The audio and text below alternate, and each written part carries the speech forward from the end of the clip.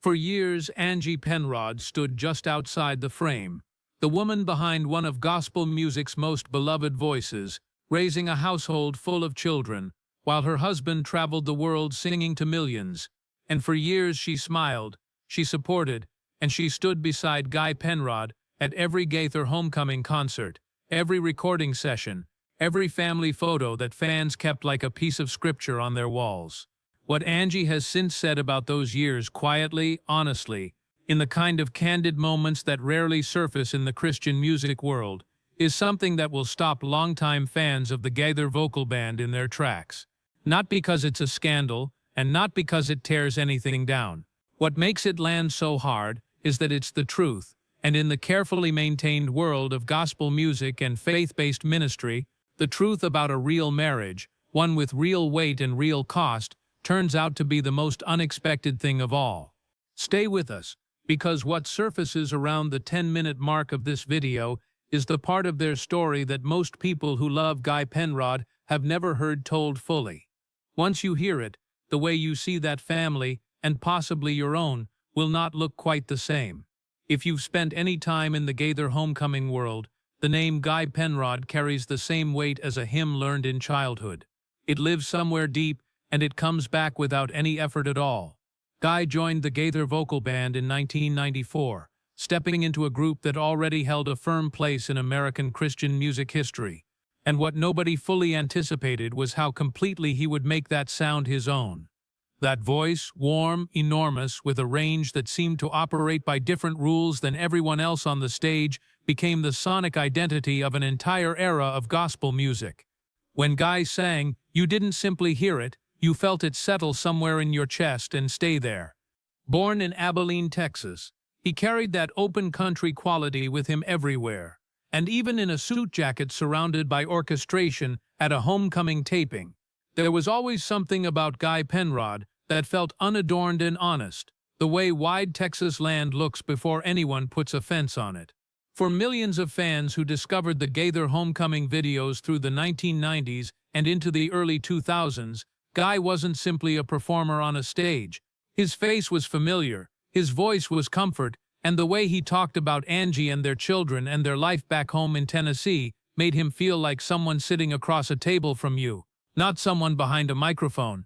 That's the thing about Guy Penrod that sets the foundation for everything that follows in this story. He was never just a singer who happened to have a family.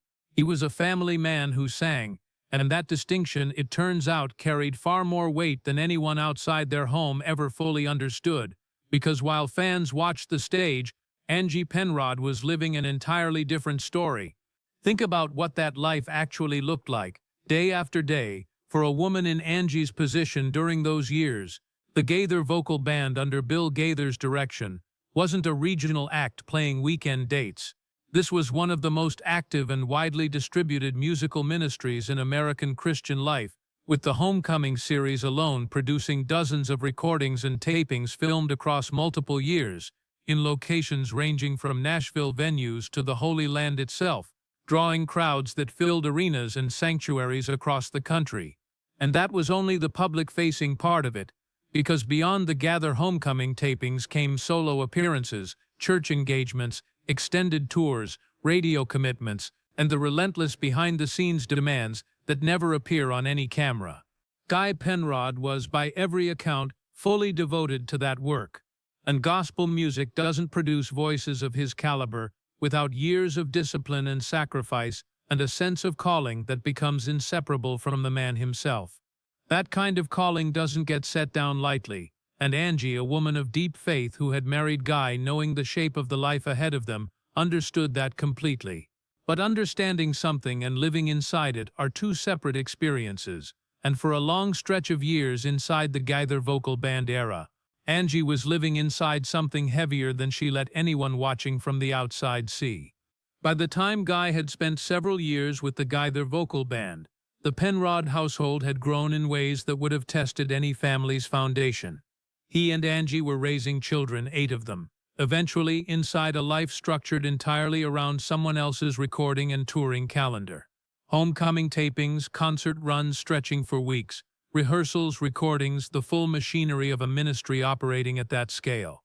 Christian family life doesn't pause for a school play, a sick child, or the kind of ordinary Tuesday evening when a marriage simply needs the two people in it to be in the same room.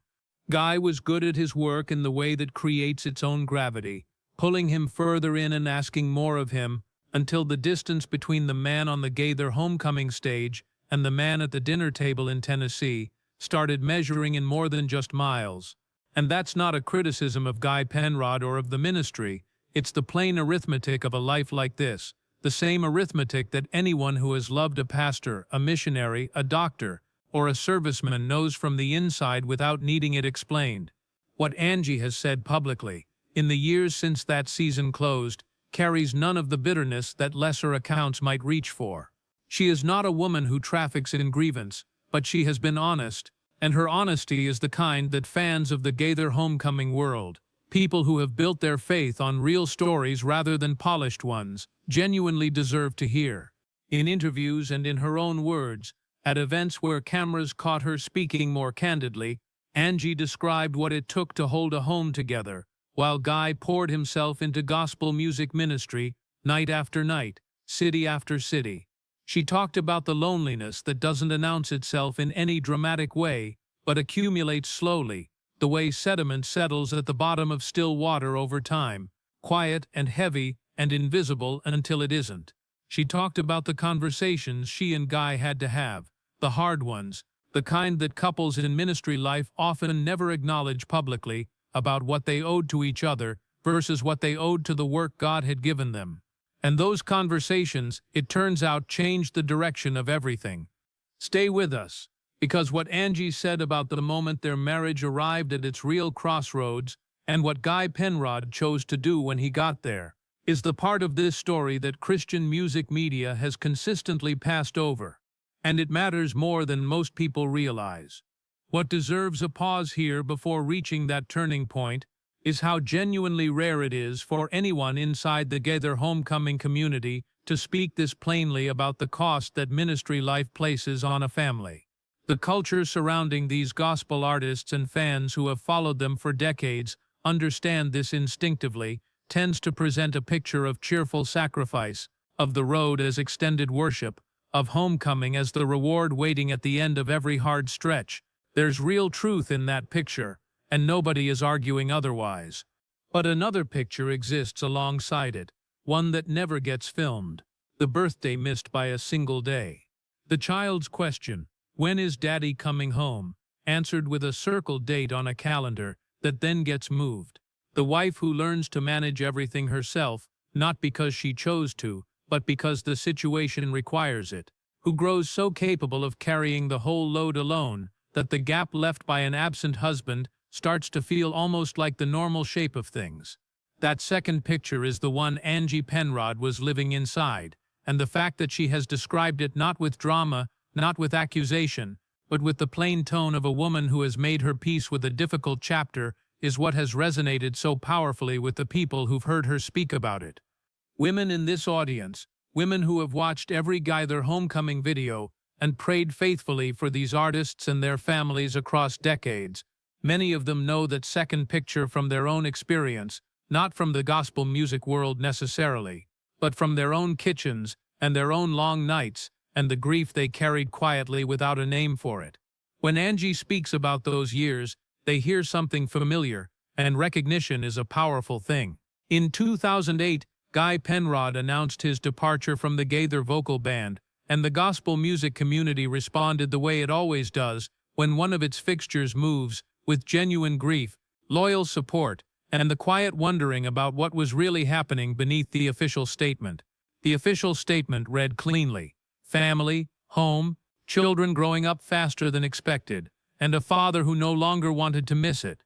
All of that was true. But Angie's account of what actually drove that decision, shared in pieces over time, in the careful way honest people tell difficult stories, reveals something with more layers than a straightforward pivot toward home life.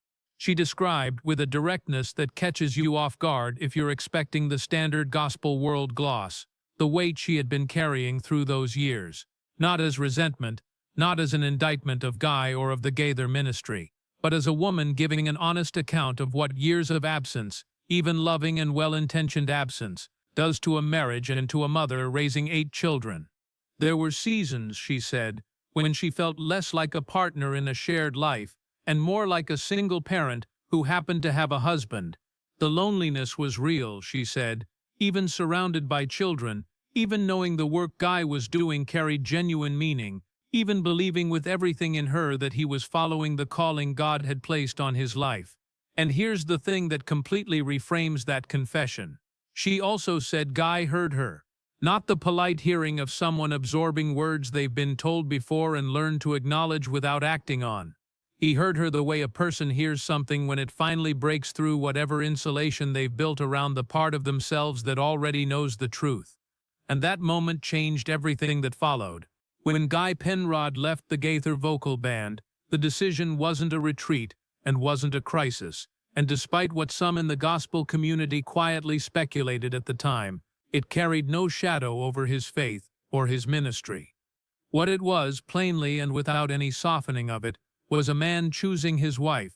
Angie has spoken about the conversation they had, the real one, not the version rehearsed for press statements, when Guy told her that no concert, no Gaither homecoming recording, no platform in Christian music was worth the price she had been paying in silence. The home they had built, the 8 lives they were raising, the marriage they had made before God, those things were the ministry, he told her, and everything else existed in service of them. She cried, she said, and the crying surprised her, because she hadn't understood until that moment how long she had been waiting for someone to say exactly that to her. That's the confession that stops people when they hear it. Not because it's dramatic, and not because it pulls back a curtain on anything shameful. It stops people because it is nakedly, honestly real, in a way that gospel music rarely permits itself to be. The Christian music world, and longtime Gaither homecoming fans understand this better than most, carries a complicated relationship with honest talk about marriage. Artists who fill those homecoming stages operate under a standard of holiness that can make genuine human struggle read as failure.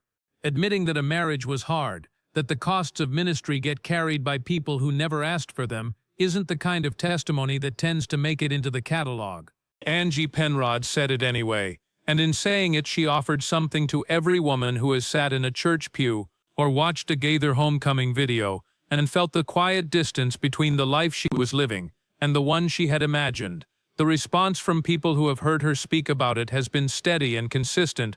Women of this generation, who built their lives around faith and family, and who were rarely given permission to say out loud that it was sometimes harder than anyone acknowledged, have written, called, and walked up to Angie after events with tears already on their faces. Not because her story is sad, because it's true. And in the Gaither homecoming world, truth that costs something to tell carries the weight of testimony. What also deserves to be said, and doesn't get said enough, is how Guy himself has spoken about this chapter since stepping away. He hasn't deflected from it or smoothed the edges to protect his image. In interviews following his departure from the vocal band, Guy Penrod spoke candidly about the reckoning he had to do with himself, with his priorities, and with a calling he had to relearn how to hold without letting it consume everything around it. He talked about the particular pull that faces any man in ministry whose gifts live on a public stage, how easily the response of thousands of people in an arena can drown out the quieter, more demanding voice of one person at home. The person who shares your bed, raises your children, keeps the household running, and needs you present in a way no audience ever requires of you. That pull is real, he said, and he didn't resist it as early as he should have. That kind of honesty from someone who held as visible a place in gospel music as Guy Penrod is not something the Christian music world produces often, and it deserves to be heard clearly, without the softening layer that Christian media sometimes applies to difficult admissions. For those who have followed Guy Penrod's journey across the years of his Gaither Vocal Band tenure and beyond, none of this changes anything about the music. Every note he sang on those homecoming stages carries the same weight it always did. Every performance of Redeemed, every moment that voice filled an auditorium or a car on a long familiar drive, none of it is diminished by knowing what was happening at home during those years. If anything, it deepens, knowing that the man behind the voice was also a man learning, slowly and at real cost to the people he loved, what putting first things first actually looks like in practice, that adds something to the listening. Gospel music talks constantly about testimony, about standing up and saying, "Here is what I was and here is what God did with it." Guy Penrod has delivered that testimony in song hundreds of times across his career. But Angie's testimony, unscripted, offered not from a homecoming stage but from the honest ground where marriages either hold or they don't, may be the one that lasts longer. What it tells us about faith and family and staying the course is this: the work of a life is rarely as visible as the work of a ministry. The people who hold the center, who keep the fire going and the children fed and the home intact while the world watches someone else step into the light, are doing something sacred even when no camera is pointed at them and no crowd is there to witness it. For fans who have followed Guy Penrod since those early Gaither homecoming days, you already know what we mean when we say his voice always sounded like it was coming from somewhere real.